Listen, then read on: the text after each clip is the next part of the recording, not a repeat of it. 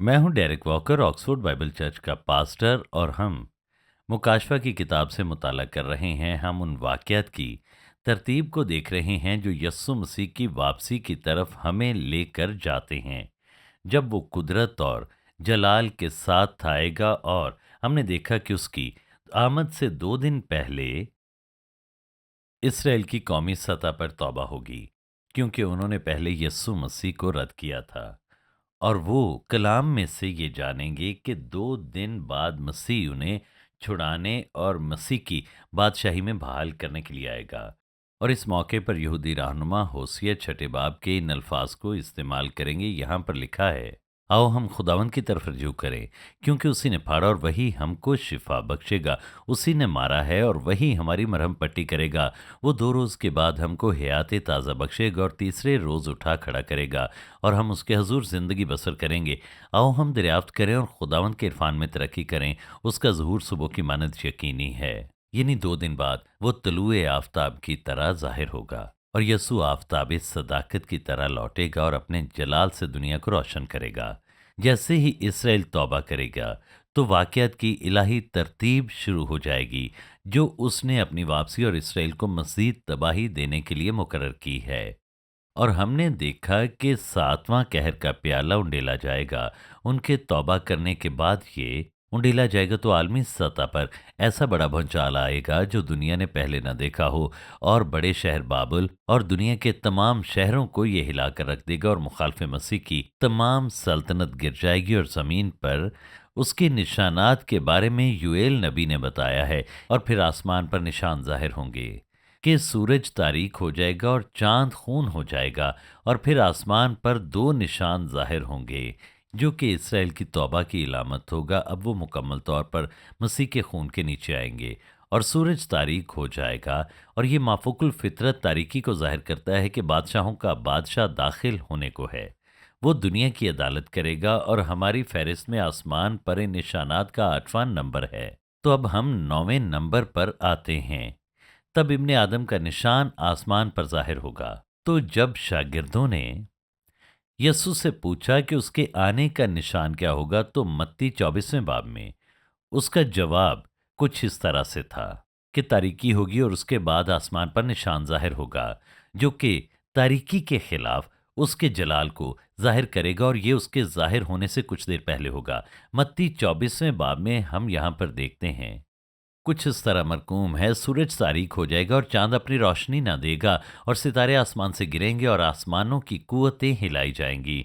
और उस वक्त इब्ने आदम का निशान आसमान पर दिखाई देगा, और उस वक्त जमीन की सब कौमें छाती पीटेंगी और इब्ने आदम को बड़ी कुदरत और जलाल के साथ आसमान के बादलों पर आता देखेंगी।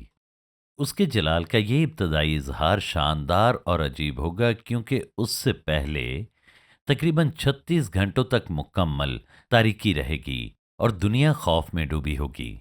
और फिर हम देखते हैं कि आसमान पर इब्ने आदम के निशान के जलाल से आसमान पर रोशनी होगी, जो दावा करेगी कि यस्सु ही दुनिया का नूर है।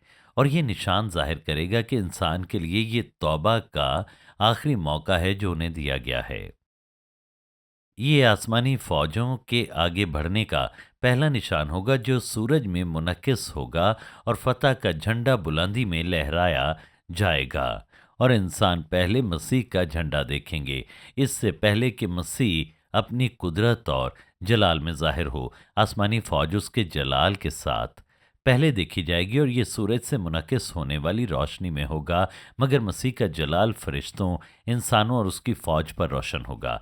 मगर मसीह का जलाल फरिश्तों, इंसानों और उसकी फौज पर रोशन होगा, और फिर उसकी फतह का झंडा जाहिर होगा। मुकाशवा छठे बाब में भी इसी तरह से बयान किया गया है। आप देखें, एक बड़ा भौचाल आया और सूरज कमल की मानित काला और सारा चांद खून सा हो गया, और आसमान के सितारे इस तरह जमीन पर गिर पड़े, और आसमान इस तरह सिरक गया जिस तरह मकतूब लिपटने से सिरक जाता है, और हर एक पहाड़ और टापू अपनी जगह से टल गया। फिर सुने, हर एक पहाड़ और टापू अपनी जगह से टल गया। तो اس بڑے بھونچال کے بعد جس سے بابل شہر تباہ ہوگا اور آسمان پر دو نشان ظاہر ہوں گے، سورج تاریک اور چاند خون ہو جائے گا، جس سے مکمل تاریکی چھا جائے گی۔ اور پھر ہم یہ بھی پڑھتے ہیں کہ آسمان مکتوب کی طرح سے سرک جائے گا، جس سے بڑھتی ہوئی آسمانی افواج کا اظہار ہوگا، اور ہماری آنکھیں آسمانی تناظر میں کھل جائیں گی اور لوگ اس نشان کو دیکھیں گے، اور ان کے رد عمل کے طور پر اسے ظاہر کیا جائے گا کہ خدا کا برہ جو ذبح کیا گیا تھا وہ اب عدالت اور حکمرانی کرنے کے لیے واپس آ رہا ہے۔ اور پھر یہاں پر لکھا ہے، اور زمین کے بادشاہ اور امیر اور فوجی سردار اور مالدار اور زور آور اور تمام غلام اور آزاد پہاڑوں کی غاروں اور چٹانوں میں جا چھپے، اور پہاڑوں اور چٹانوں سے کہنے لگے کہ ہم پر گر پڑو اور ہمیں اس کی نظر سے جو تخت پر بیٹھا ہوا ہے اور برے کے غضب سے چھپا لو۔ اور پھر ہم دیکھتے ہیں کہ اس کے بعد یوں مرقوم ہے، کیونکہ ان کے غضب کا روز عظیم آ پہنچا، اب کون ٹھہر سکتا ہے؟ متی 24 میں لکھا ہے، اور اس وقت ابن آدم کا نشان آسمان پر دکھائی دے گا، اور اس وقت زمین کی سب قومیں چھاتی پیٹیں گی اور ابن آدم کو بڑی قدرت اور جلال کے ساتھ آسمان کے بادلوں پر آتے دیکھیں گی۔ تو یسوع کے آنے سے پہلے وہ اس نشان کو دیکھیں گے، کیونکہ آسمان مکتوب کی طرح سرک جائے گا، اور وہ اس سے پرے آسمان کی فوجوں کو آتے ہوئے دیکھیں گے، اور وہ آسمان پر یہ نشان دیکھیں گے۔ یہاں پر لکھا ہے کہ دنیا کی تمام قومیں ماتم کریں گی، جس سے یہ ظاہر ہوتا ہے کہ وہ جانتے ہوں گے کہ عدالت ان پر آنے کو ہے۔ مکاشفہ 1:7 میں بھی اسے واضح طور پر بیان کیا گیا ہے، اور یہاں پر اس طرح سے لکھا ہے، دیکھو وہ بادلوں کے ساتھ آنے والا ہے، اور ہر ایک آنکھ اسے دیکھے گی، اور جنہوں نے اسے چھیدا تھا وہ بھی دیکھیں گے، اور زمین کے سب قبیلے اس کے سبب سے چھاتی پیٹیں گے۔ اس سے تصدیق ہوتی ہے کہ اسرائیلی بھی دنیا کے قبائل میں شامل ہوں گے، اور اسرائیل مسیح کی واپسی سے پہلے تباہ نہیں کیے جائیں گے، کیونکہ وہ توبہ کریں گے۔ اور ماتم کرنے اور چھیدنے کے اس حوالے کا ذکر زکریا 12 میں بھی موجود ہے، اور یہاں پر ہم دیکھتے ہیں کچھ اس طرح لکھا ہے، مسیح کہتا ہے، اور وہ اس پر جس کو انہوں نے چھیدا ہے نظر کریں گے، یعنی انہوں نے یسوع مسیح کو چھیدا تھا، وہ اپنے لیے ماتم کریں گے اور توبہ کریں گے۔ تو یہ اسرائیل کے توبہ کرنے کی نبوت ہے، اور انہیں یہ احساس ہوگا کہ یسوع جس کو انہوں نے چھیدا تھا وہی دراصل مسیح ہے، وہ ماتم کریں گے اور توبہ کریں گے۔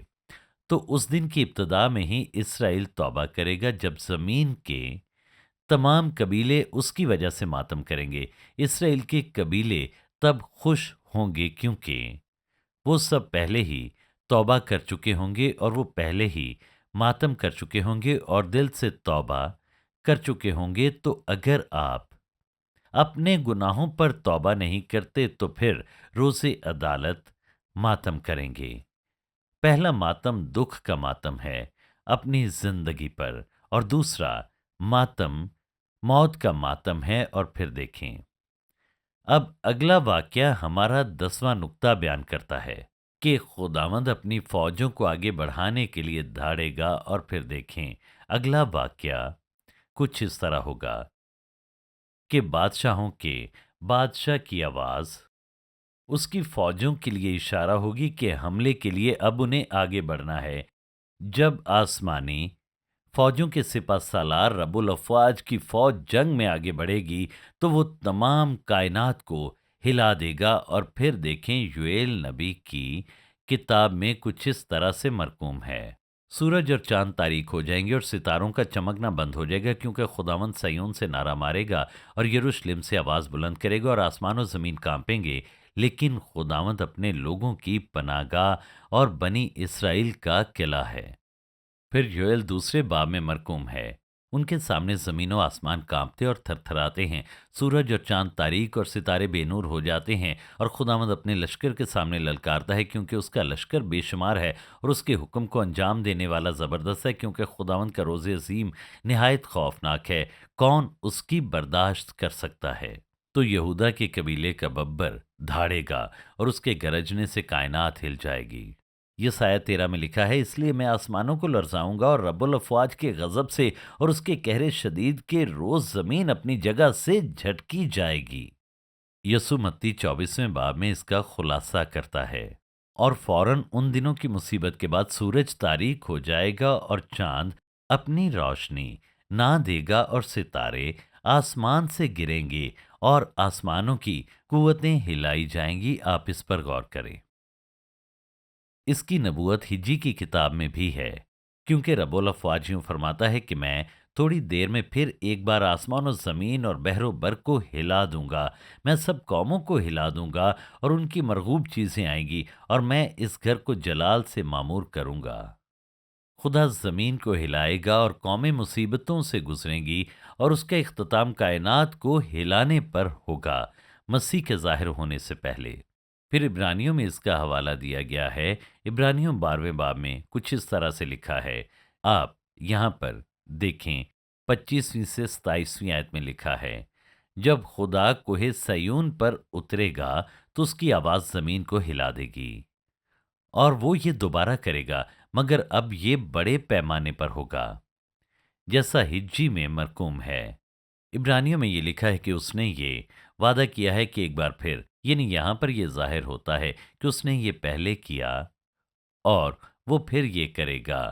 اور آپ دیکھیں یہاں پر لکھا ہے، میں فقط زمین ہی کو نہیں بلکہ آسمان کو بھی ہلا دوں گا، یعنی پوری کائنات ہلائی جائے گی۔ اور پھر یہ اس کے روحانی معنی یہاں پر بتاتا ہے، اور 27ویں آیت میں یوں لکھا ہے، عبرانیوں 12:27، اور یہ عبارت کہ ایک بار پھر اس بات کو ظاہر کرتی ہے کہ جو چیزیں ہلا دی جاتی ہیں مخلوق ہونے کے باعث ٹل جائیں گی، تاکہ بے ہلی چیزیں قائم رہیں۔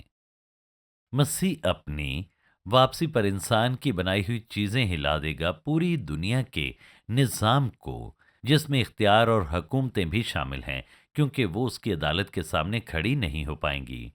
تو صرف وہ چیزیں جو مسیح کی مضبوط بنیاد پر قائم کی گئی ہیں ہلائی نہ جائیں گی۔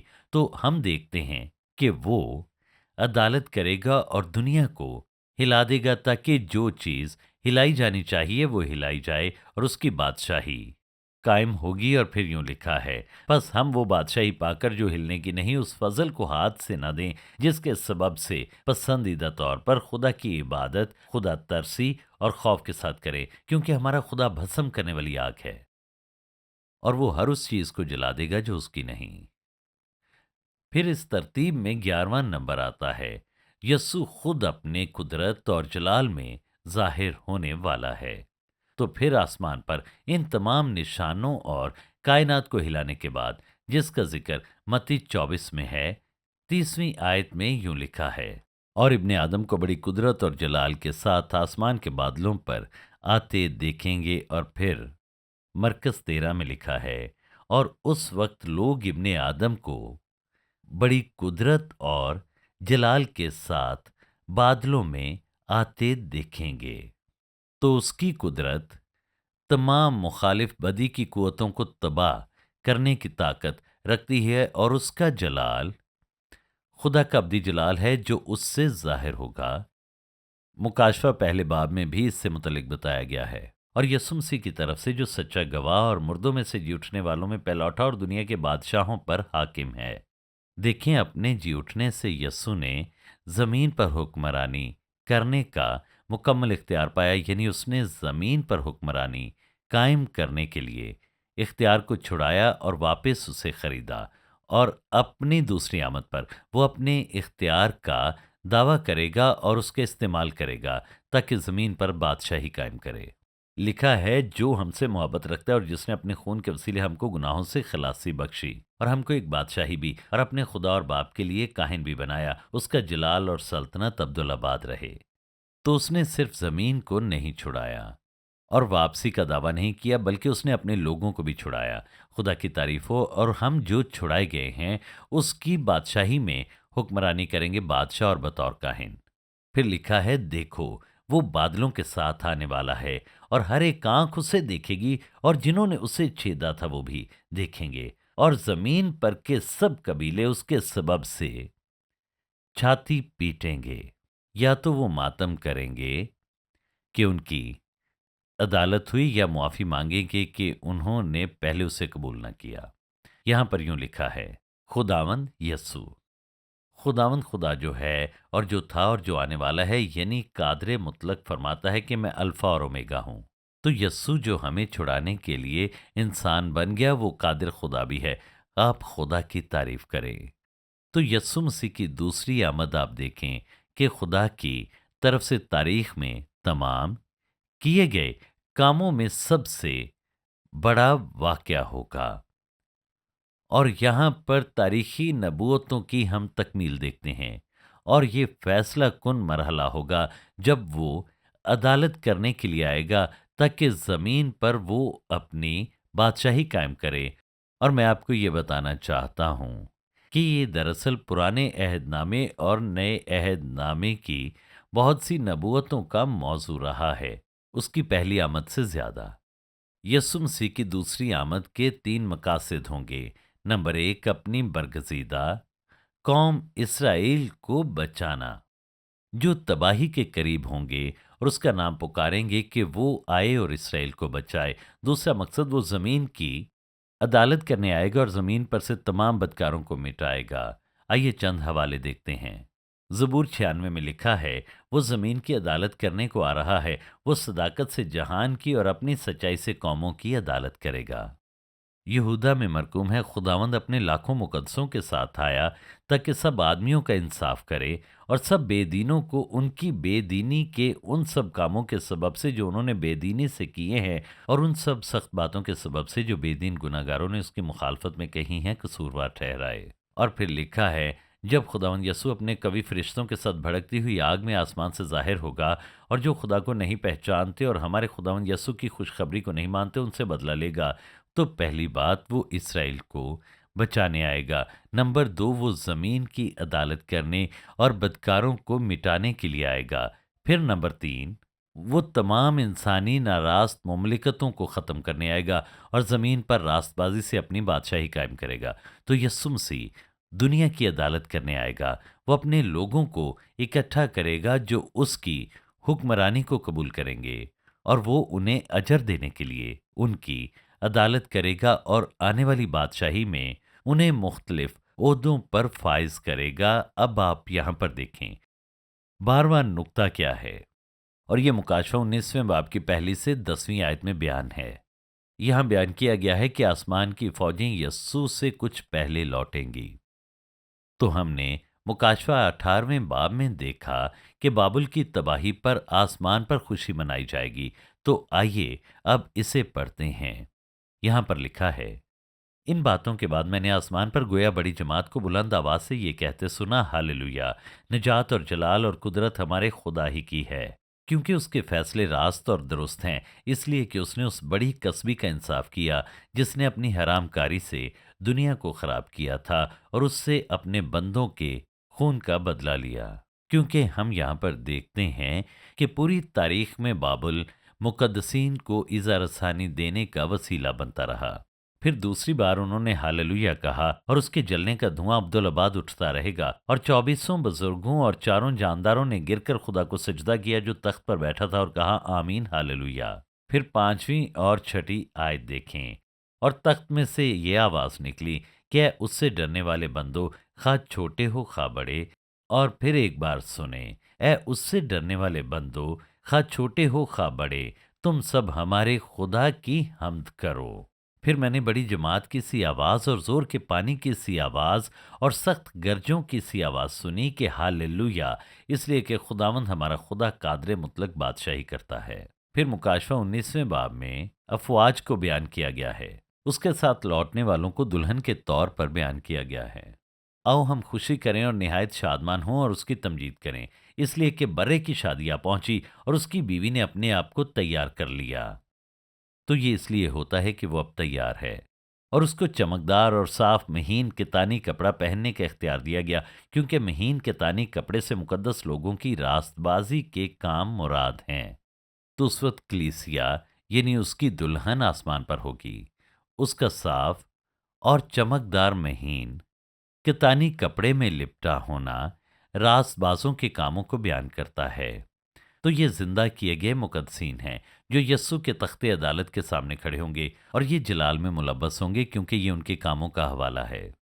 انہیں اجر دیا جائے گا، اور شادی کی ضیافت پہلے ہی ہو چکی ہوگی کیونکہ اب وہ اس کی بیوی کہلائے گی، جو ثابت کرتا ہے کہ کلیسیا کا اٹھایا جانا مسیح کی دوسری آمد سے پہلے ہوگا، کیونکہ کلیسیا پہلے ہی آسمان پر ہے، اس سے پہلے کہ یسوع زمین پر آنے کے لیے آسمان کو چھوڑے۔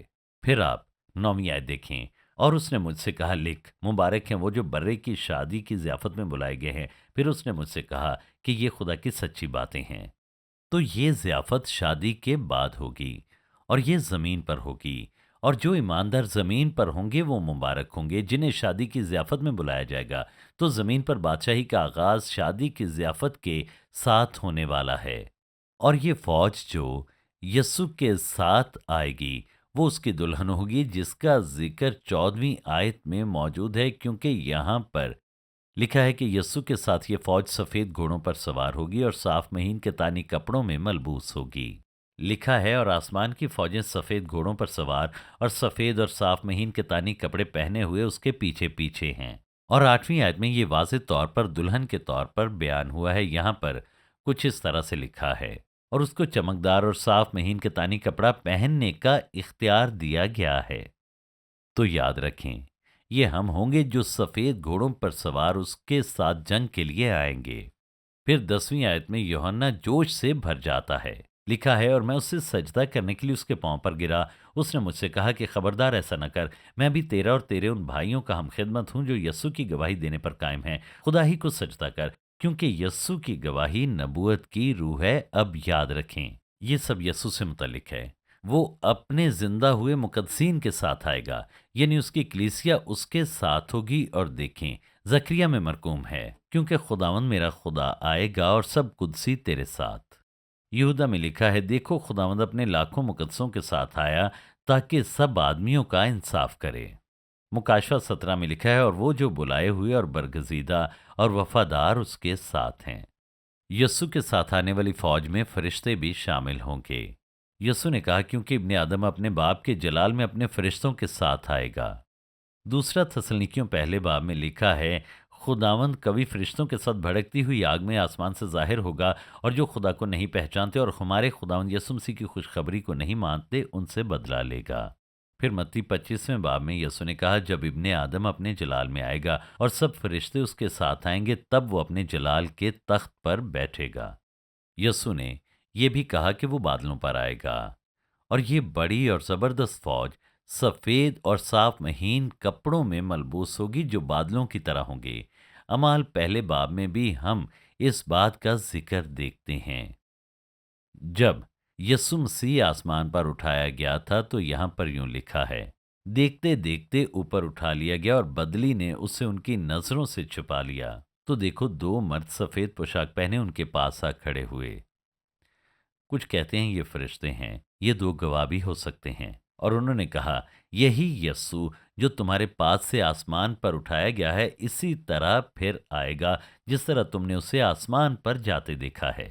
تو یسوع ویسے ہی لوٹے گا جیسے وہ آسمان پر اٹھایا گیا تھا۔ نمبر 1 شخصی طور پر، نمبر 2 ظاہری طور پر، نمبر 3 بدنی طور پر، نمبر 4 وہ کوہ زیتون پر لوٹے گا جہاں پر وہ اٹھایا گیا تھا، اور پھر نمبر 5 وہ اپنے مقدسین اور فرشتوں کے ساتھ بادلوں پر لوٹے گا۔ اب آپ 13ویں نقطے پر غور کریں کہ یسوع مخالف مسیح اور اس کی فوجوں کو ختم کرنے کے لیے آگے بڑھے گا، اور اس کی فوج اس کے پیچھے ہوگی۔ مکاشفہ 19ویں باب میں یہ مرقوم ہے، اسے یاد کریں کہ آسمان مکتوب کی طرح سرک گیا، آسمان کھل گیا اور فوج اور وہ جھنڈا نظر آیا جو ابن آدم کا نشان ہے۔ اور پھر ہم دیکھتے ہیں کہ یہاں پر یوں مرقوم ہے، پھر میں نے آسمان کو کھلا ہوا دیکھا، اور کیا دیکھتا ہوں کہ ایک سفید گھوڑا ہے اور اس پر ایک سوار ہے جو سچا اور برحق کہلاتا ہے، اور وہ راستے کے ساتھ انصاف اور لڑائی کرتا ہے، اور اس کی آنکھیں آگ کے شعلے ہیں، اور اس کے سر پر بہت سے تاج ہیں، اور اس کا ایک نام لکھا ہوا ہے جسے اس کے سوا کوئی اور نہیں جانتا۔ تو دیکھیں کہ یہاں پر کوئی بھی نہیں ہے جو اس کے بارے میں جانتا ہو، یعنی یسوع کے علاوہ کوئی اور اس بھید سے واقف نہیں، اور وہ خون کی چھڑکی ہوئی پوشاک پہنے ہوئے ہے، اور اس کا نام کلام خدا کہلاتا ہے، اور آسمان کی فوجیں سفید گھوڑوں پر سوار اور سفید اور صاف مہین کتانی کپڑے پہنے ہوئے اس کے پیچھے پیچھے ہیں، اور قوموں کو مارنے کے لیے اس کے منہ سے ایک تیز تلوار نکلتی ہے۔ اب اگلی بار ہم اس تلوار کو چلتے ہوئے دیکھیں گے جب وہ واپس لوٹے گا، تو یہ تلوار اس کے منہ سے نکلتی ہے، یعنی خدا کا کلام دراصل روح کی تلوار ہے۔ وہ کلام بولے گا اور مخالف مسیح کی فوجیں تباہ ہو جائیں گی، اور وہ لوہے کی عصا سے ان پر حکومت کرے گا، یعنی اب اس کے پاس قوموں پر لوہے کی عصا سے حکمرانی کرنے کا اختیار ہوگا، اور قادر مطلق خدا کے سخت غضب کی مے کے حوض سے انگور روندے گا۔